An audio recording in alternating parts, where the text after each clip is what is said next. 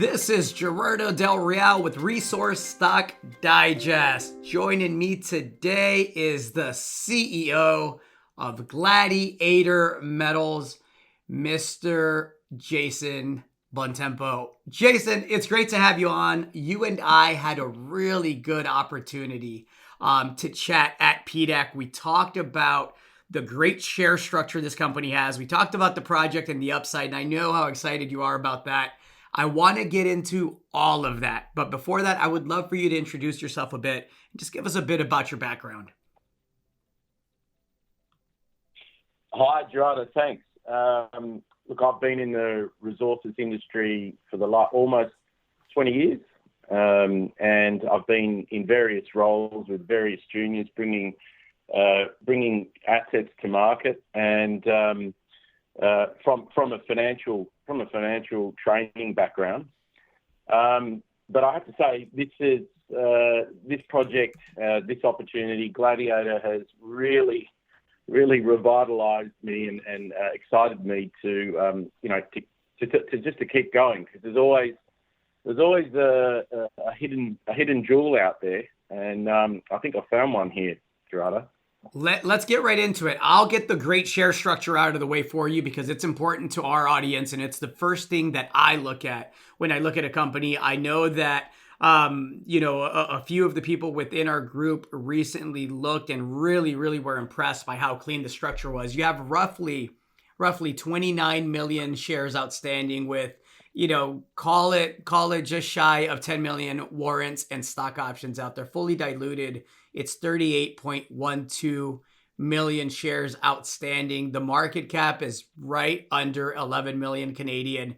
And listen, let me tell you two things, because I know you love the project and I want you to explain why.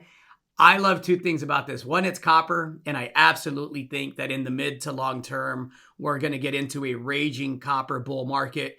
Two is the jurisdiction. It's absolutely top notch. And those are two huge de-riskers of a project. Anytime someone's going to allocate capital into a speculative sector like the junior resource space. Now, with that being said, let's get right into the asset. What is it that excites you so much about this project?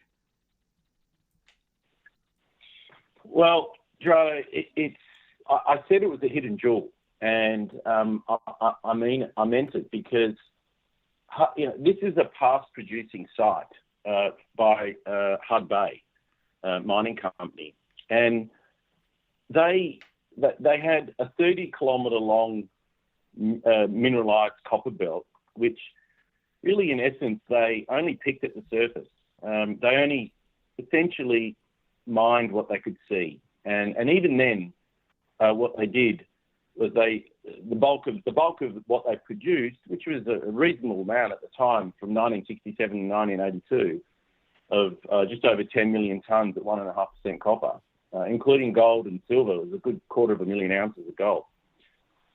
They dropped the shovel in 1982, and what they left really was a copper project for the future, because the copper price crashed in 82. That's the only reason they stopped. There was nothing wrong with the project. And of course, you fast forward over 40 years.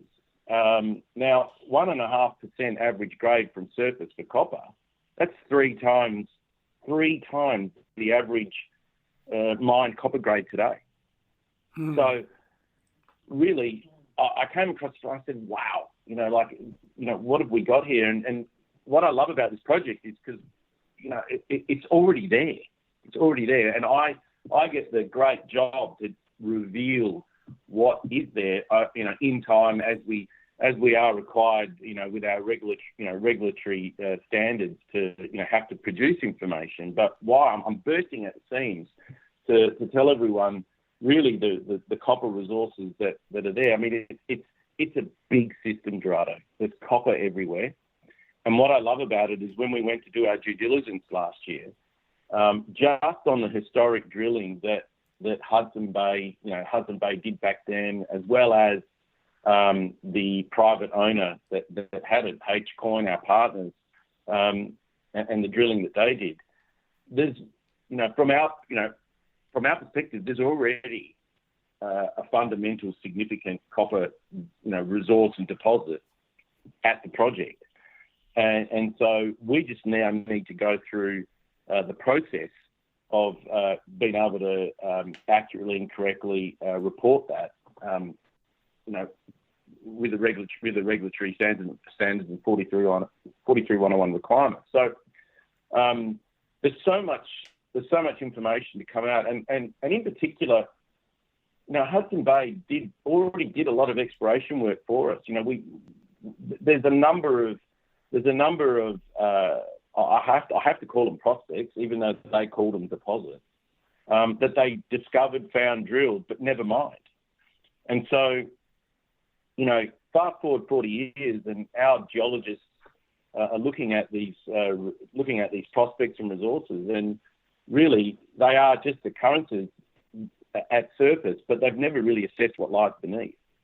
So it's pretty exciting. And what you'll find over the next 3 months is that we have news coming, not just on, we have the historical drilling that we're going to release, that we've been digitising, we've been reviewing and studying. It's never been done before, by the way. There's 800 holes at this project in Whitehorse, and they've never been digitised and analysed. Then we've got 10,000 metres of diamond core that has not been logged and assayed. These core drilled by our current partner. What's that worth? That's got to be worth whatever it is, $10 million, call it, just there, right? And then we've got our own drilling that we're going to kick off mid-April. So there's an abundance of news coming out, and to me, it's more of a reveal. We're sort of saying, hey, look what's here, guys. And it's been hiding for 40 years. It's essentially never been to the stock market, particularly in its entirety, as a 30-kilometre long mineralised copper system. I mean, it's a big system. I honestly think that the market, when we start releasing the news, they're going to go, wow, what? Where's it? Almost to the point where they'll think it's a discovery. But it's been there the whole time. So that's why I love the project, Gerard. I love it because I feel like we've found it already, and now we have to go through the proper work to be able to report it, essentially. I want to emphasize something you said there. You mentioned your partner. You have the option to earn into, assuming everything goes as well as you plan it to go, you have the option over time to earn into 100% of the project, correct? Correct. Yep. It's a $12 million spend over 6 years. Excellent. You mentioned another thing that I think it's important to highlight. You mentioned 10,000 meters of unsampled drill core. So essentially, you have a heck of a head start on news flow for the simple fact that you already have 10,000 meters that you're working on to get out to the market. I want to emphasize again some of the historic holes from the project. 10.67 meters at 6.93% copper from 85 meters. 23.16 meters of 3.19% copper from 80 meters.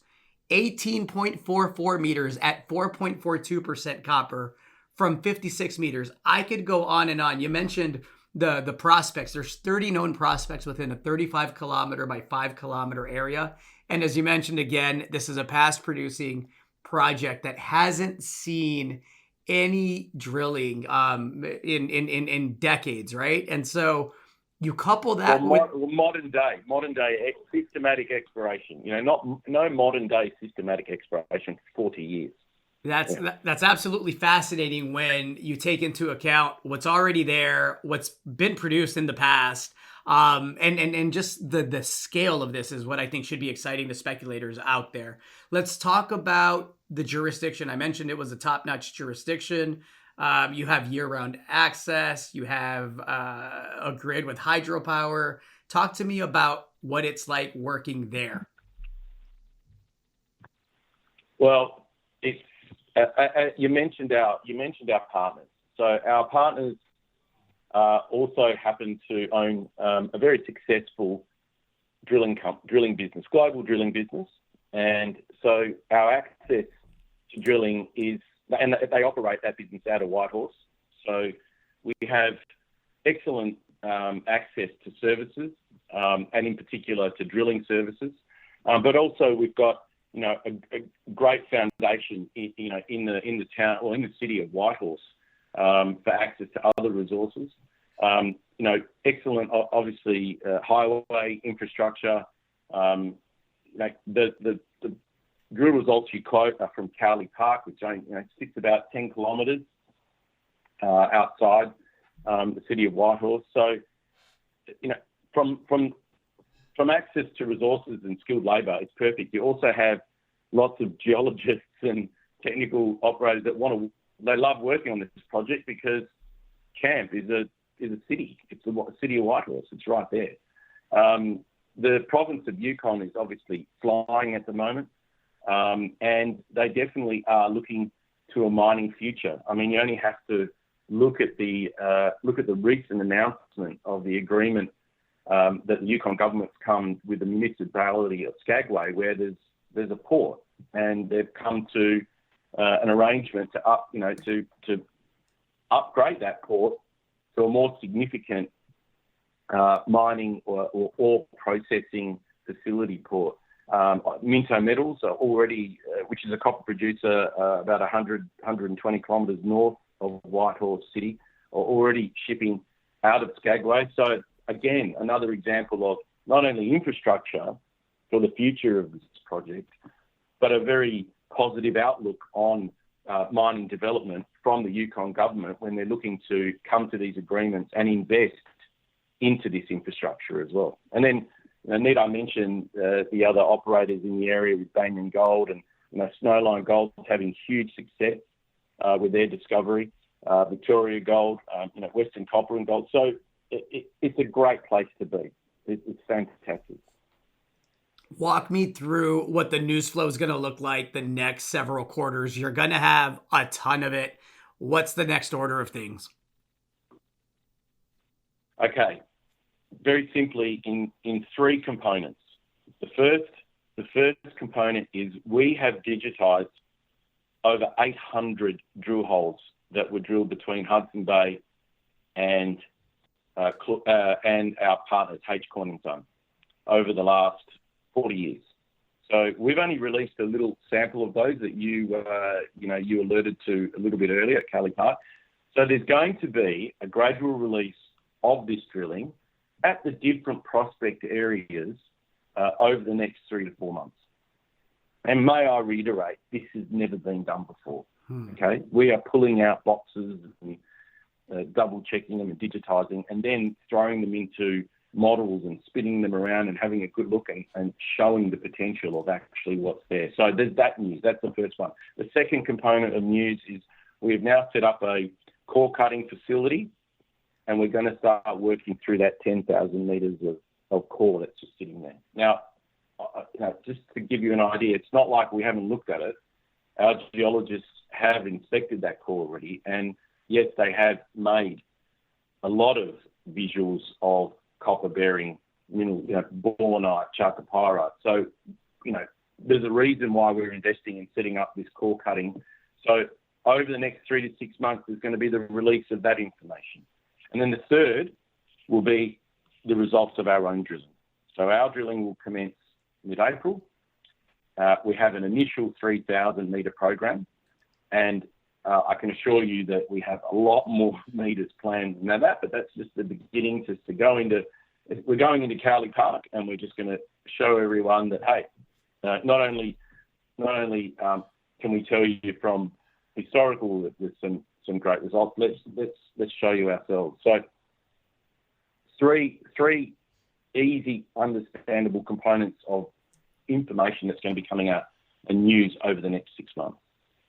Jason, I suspect you and I will be chatting frequently. There's a lot of news flow to come. You have a tiny market cap. You have a spectacular share structure. You have a project with significant scale. This is going to be a fun story to watch play out. I'm looking forward to having you back on. Anything else you want to add? Look, not really. I just, obviously watch this space. We're very excited. In particular, to be able to show what we think is already there, Gerardo, and then obviously what potentially could be there as well. So looking forward to speaking to you more, and as the news comes out, digesting and dissecting and discussing what the news means as it comes out. Fantastic. Jason, thank you for your time. Appreciate it. Thanks, Gerardo. Hey everybody, Gerardo Del Real here. If you're enjoying the content that you just saw, you can let us know in 3 simple steps. Hit the like button, hit the subscribe button, and please share across your network and on social media. Take care, everybody.